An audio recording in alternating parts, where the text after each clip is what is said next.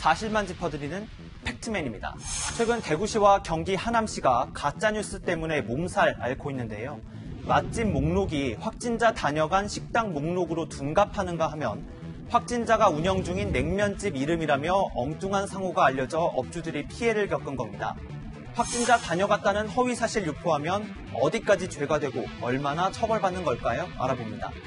확진자 온 적 없는 곳에 확진자 다녀갔다는 허위사실 유포 혐의로 재판받은 사건, 판결이 확정된 것만 지금까지 6건입니다.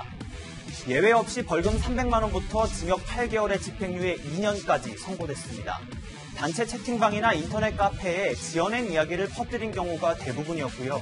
심지어 동네 소식을 대신 전해주는 SNS 계정에 거짓 제보했던 사례도 있었습니다. 확진자가 왔다 가서 보건소 직원들이 소독 중이라며 방역복 입은 사람들이 식당 소독하는 모습 찍어보낸 건데요. 알고 보니 이 식당 손님들 안심하라고 사비를 들여 소독 중이었습니다. 가족들에게 허위사실 퍼뜨렸다가 처벌받은 경우도 있는데요. 지난 2월 한 여성은 직장 동료에게서 확진자가 다니던 동네 목욕탕이 문을 닫았다는 메시지를 받습니다. 여성은 다시 가족 9명과의 단체 채팅방에서 이 내용을 알렸는데요. 역시 가짜뉴스였습니다. 법원은 직장 동료는 물론 여성에게도 벌금 300만 원을 선고했습니다. 주변 사람들의 말만 듣고 사실인지 확인하지 않은 채 허위사실 유포한 잘못 크다는 건데요. 허위사실 퍼뜨린 사람들 대부분 반성하면서도 상대방 업무를 방해할 고의는 없었다고 했습니다.